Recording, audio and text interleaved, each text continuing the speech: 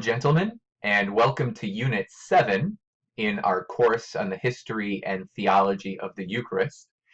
In these brief lectures, we're going to explore the unique sacramental mode of Christ's presence in the Eucharist, particularly in the teaching of St. Thomas Aquinas.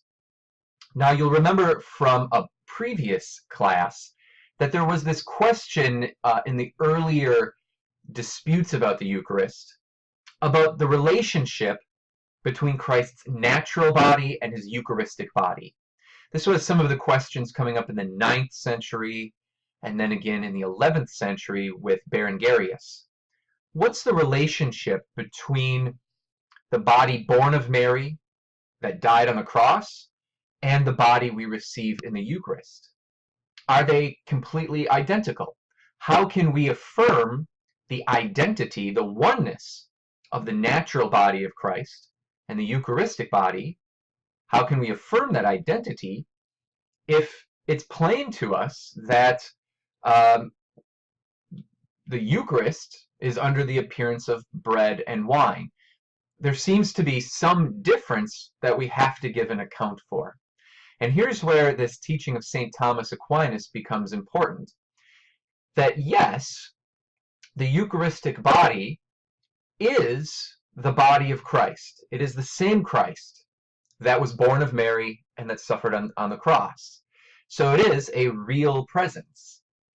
But because of the nature of transubstantiation, the way that Christ is present in the Eucharist is different than the way he is present in his natural body or his glorified body in heaven.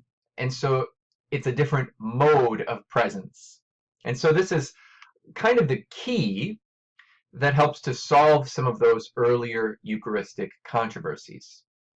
So this is probably the most difficult portion of our course because we're going to deal with some very subtle philosophical concepts, and also because some of these concepts are very foreign to our everyday experience. That's why this is a unique mode of presence. The kind of presence that Christ has in the Eucharist is different from every other kind of presence that we encounter in the world around us. So we're going to spend some time with St. Thomas Aquinas in his Summa Theologiae, in the third part of the Summa, in question 76. All of this comes from question 76.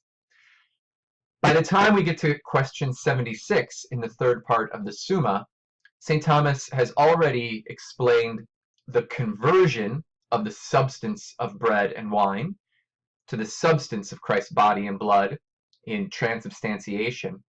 And now he looks in 76 at the nature of the real presence. What kind of presence is this? And in articles 1 and 2, he tells us that first of all, Christ is present whole and entire. The total Christ is present in the Eucharist.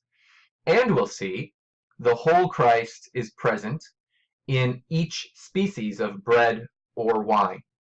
So let's look at what Thomas says.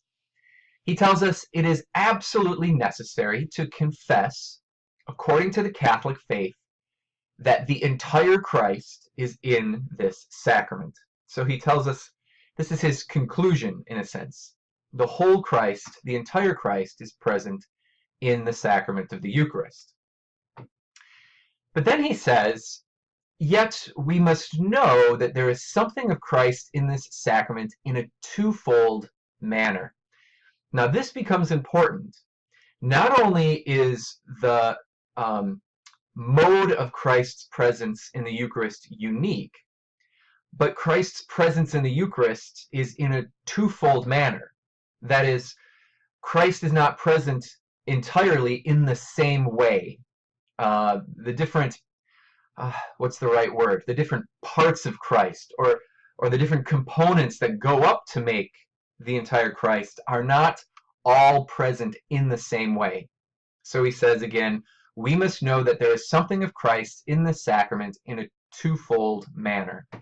So how is Christ present? First, by the power of the sacrament. He'll lay this out in a moment, but something of Christ is present in the Eucharist by the power of the sacrament itself.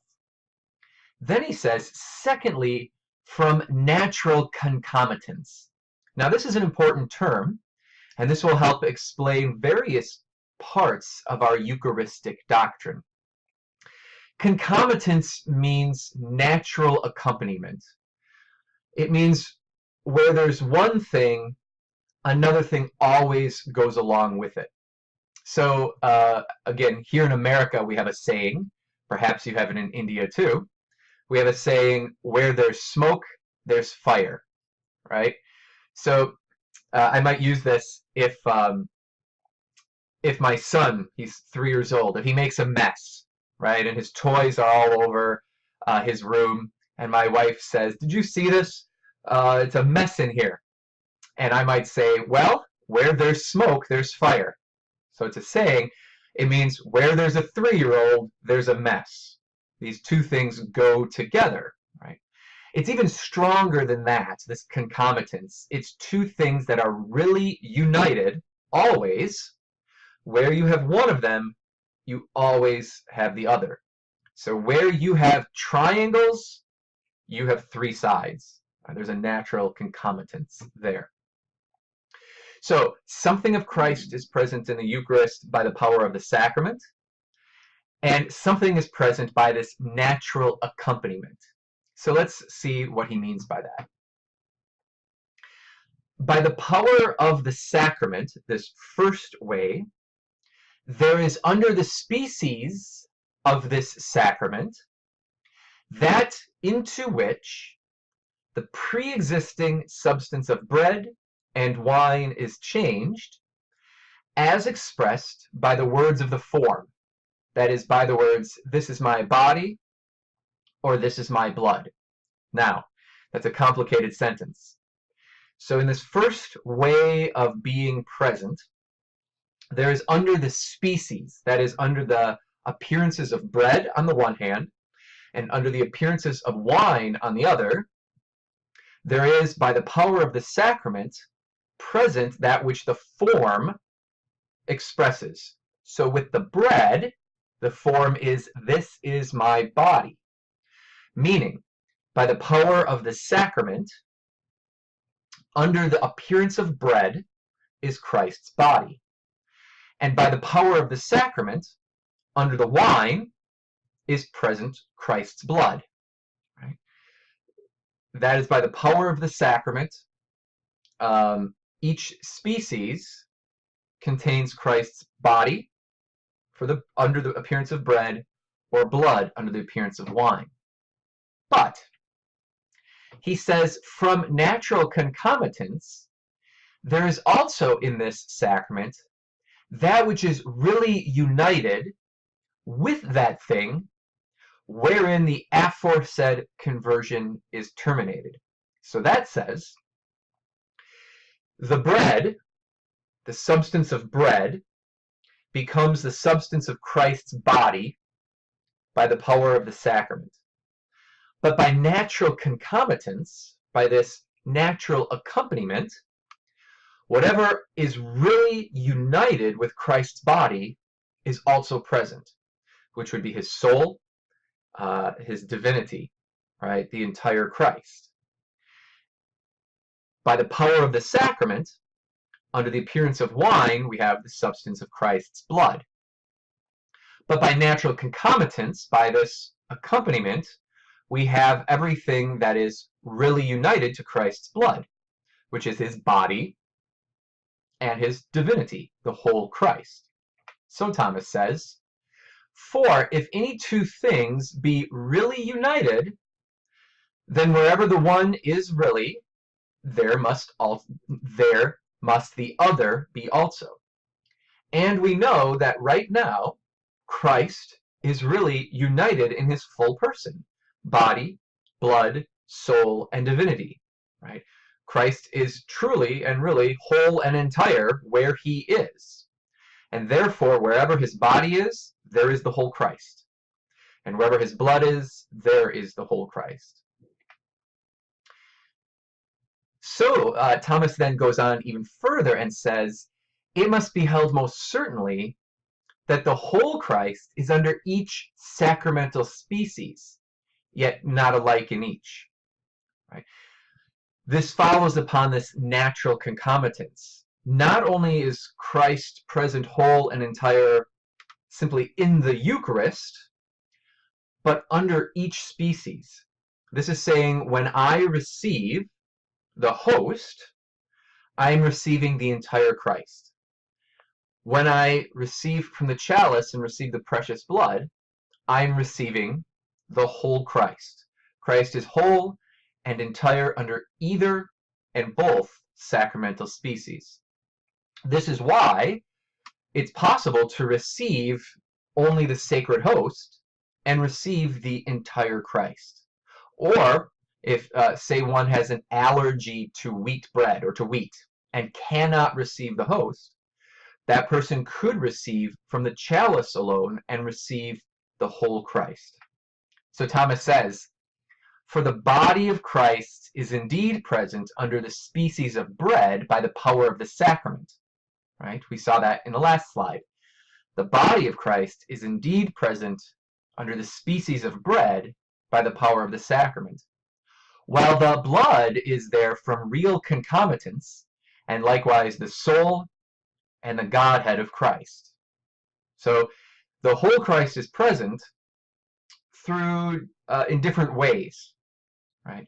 Through the power of the sacrament, the words of the form, Christ's body is present in the host under the appearance of bread.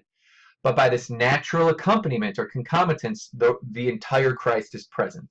Likewise, under the species of wine, the blood is present by the power of the sacrament, because the form is, this is my blood. And his body is present by real concomitance, as is also his soul and Godhead.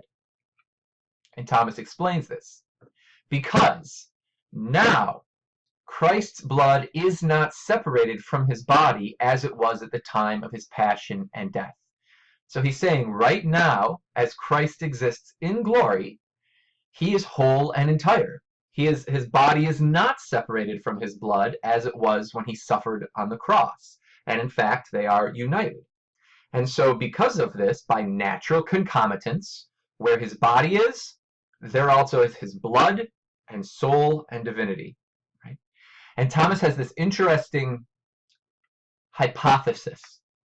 And he says, hence, if this sacrament had been celebrated then, that is, while Christ was dead on Holy Saturday, let's say on Holy Saturday, the apostles had gathered and held the Eucharist. This is kind of a hypothetical. Thomas says the body of Christ would have been under the species of bread, but without the blood. And under the species of wine, the blood would have been present without the body, as it was then in fact. Right? So because the Eucharist is this making present of Christ, if the Eucharist had been celebrated while Christ was truly dead on Holy Saturday, where his blood and wine were actually separated, then there would have been no natural concomitance, right? Because the two things would have been in reality separated. So in receiving the bread, the species of bread on Holy Saturday, you would have received only the body of Christ. And if you had received only under the appearance of wine on Holy Saturday, you would have received only his blood.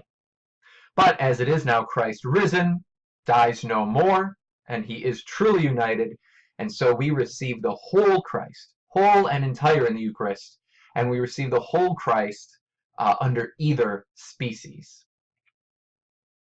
Okay, we'll pause there and come back for part 2.